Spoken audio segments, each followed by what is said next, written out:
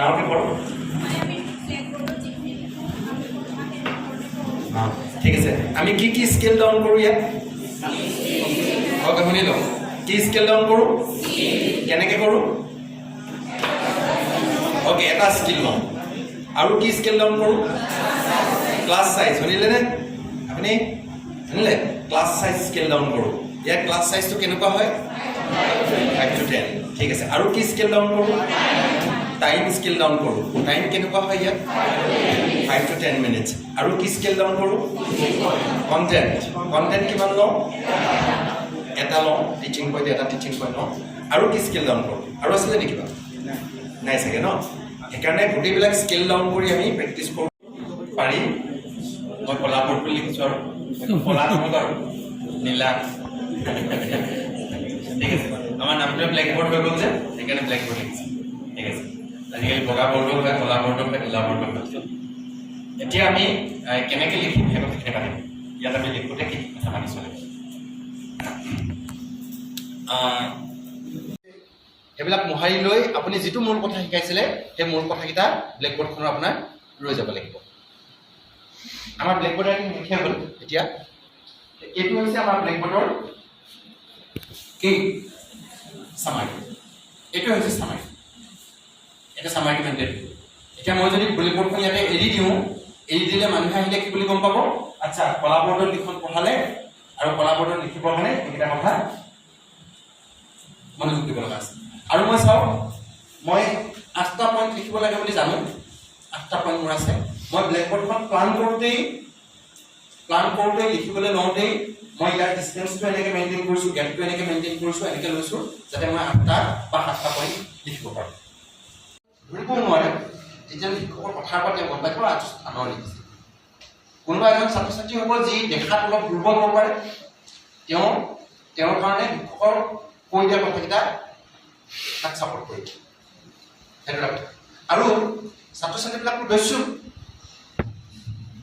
সিহঁতে শিক্ষকে এনেকৈ কৰিলে এনেকৈ মাৰি দিয়ে নহয়। বহুত আছে তেনেকুৱা। সেইকাৰণে আপুনি একদম এনেকৈ কৰিব নোৱাৰিব, এইটো চলি থাকিব। মই সংযোগৰ কেইবাটা কথা কৈছোঁ। 1 নম্বৰ কথা, লিখি থাকোঁতে চাই থাকিব। 2 নম্বৰ কথা, লিখি থাকোঁতে কৈ থাকিব। আৰু 3 নম্বৰ কথা, কি লিখিলে চাব। শুনিছে? মই এপাক চাই আহিম এতিয়া। কি লিখিলে এপাক চাই আহিম। লিখি গৈছেনে? তেনেকে এইটো প্ৰথম লেজিবিলিটি। লেজিবিলিটি মানে কি?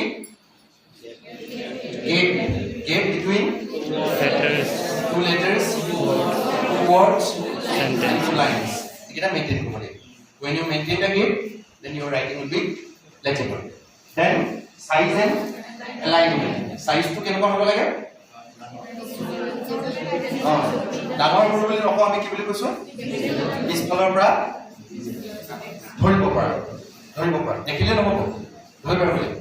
নহয় জানো? ক বুলি ধৰিব পাৰিব লাগিব। আৰু এলাইনমেণ্ট কি ক'লোঁ? সমান্তৰাল পেৰেলেল কৰিব লাগিব। ঠিক আছে, এলাইনমেণ্ট। মূল কথাবোৰ হাইলাইট কৰা। হাইলাইট আমি কেনেকৈ কৰিব পাৰোঁ বুলি ক'লোঁ? আণ্ডাৰলাইন কৰিব পাৰোঁ, কালাৰ চক ইউজ কৰিব পাৰোঁ, এনেকৈ আণ্ডাৰলাইন কৰিব পাৰোঁ। চব কথা আমাৰ আণ্ডাৰলাইন কৰিব লগা নাই। যেতিয়া মূল কথা ওলাব তেতিয়া আমি মূল কথাটো আণ্ডাৰলাইন কৰিম। যেনেকৈ মই এটা উদাহৰণ দিছিলোঁ, আমি যেতিয়া বাক্য ৰচনা কৰিছিলোঁ বা কেতিয়াবা আমি কিছুমান কথা ডিফাইন কৰোঁতে কৈ যাওঁতে অংকত বহুত বেছিকৈ ওলাই তেনেকুৱা, এইটোকে আমুক বোলে, চলক বোলে, এইটোকে বোলে দ্বিঘাত সমীকৰণ বোলে, তেনেকুৱা কথাবিলাক সেই কথাবিলাক আমি হাইলাইট কৰিব পাৰোঁ। কলা বৰ্ডৰ স্থানৰ সঠিক ব্যৱহাৰ। বুজিলোঁ কথাটো? মই স্থানৰ অপচয় নাই কৰা নহয়। ইয়াত মই এইডোখৰো ব্যৱহাৰ কৰিছিলোঁ, গোটেইখিনি ব্যৱহাৰ কৰিছোঁ আৰু অপচয় নকৰাকৈ এই আপত্তিটো মই যদি একদম ইয়াত দিলেও দেখিবলৈ ভাল নালাগিলে ন, একদম বোলে দি ল'ম বোলে অপচয় নকৰোঁ বোলে, তেনেকৈও দেখিবলৈ ভাল নালাগে। অকণমান স্পেচ ৰাখোঁ যে, কিন্তু স্পেচটো এনেকুৱা হ'ব নালাগে বুলি লিখিবলৈ জেগা দেখা থাকিলে তেনেকুৱা হ'ব নালাগে। ঠিক আছে। আৰু ব্যৱহাৰ কৰোঁতে আমি টপিকটোৰ নামটো ক'ত লিখিম? একেবাৰে ওপৰত আৰু সমান তাতে। তাৰপিছত আমি ক্ৰমে কথাবিলাক লিখি আহিম।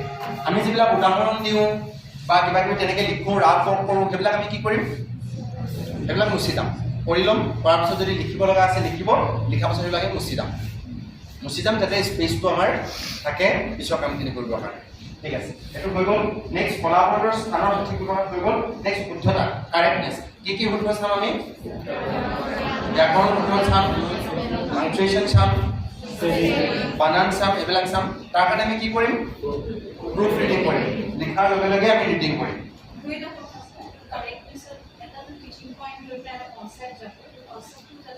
হ'বই লাগিব, এইটো কথা মই ইয়ালৈ অহাই নাই। কণ্টেণ্টটো আপোনাৰ শুদ্ধ হ'বই লাগিব। ইয়াত খালি ব্লেকবোৰ্ডত লিখোঁতে আমি এটা কথা কৈ আছোঁ, যিটো গ্ৰামেটিকেল, ব্যাকৰণগত যিটো শুদ্ধতা। কণ্টেণ্টটো শুদ্ধ হ'ব লাগিব, কওঁটো শুদ্ধ ক'ব লাগিব, লিখোঁতেও শুদ্ধ ক'ব লাগিব। কণ্টেণ্ট ভালকৈ ক'লে আৰু মৰিলে আৰু ন। শিক্ষকৰ স্থান কোনফালে থাকিব? বাওঁফালে থাকিব, যদিহে ৰাইট হেণ্ড তেওঁৰ স্কিল হেণ্ড হয়। ঠিক আছে, শিক্ষকৰ স্থান। আৰু তেওঁ যিটো দেখাকে থাকিব লাগে, ল'ৰা ছোৱালী দেখাকে থাকিব লাগে। আৰু লিখি যাওঁতে তেওঁ এনেকৈ লিখি যাব কৈছিলোঁ ন, লিখি যাব আৰু হাতখন মেলি যিমানলৈকে পায় তালৈকে লিখিব, যদিহে আৰু লিখিবলৈ বৰ বহল হৈ গৈ থাকিব। ঠিক আছে, শিক্ষকৰ স্থান। ছাত্ৰ ছাত্ৰীৰ লগত সংযোগ,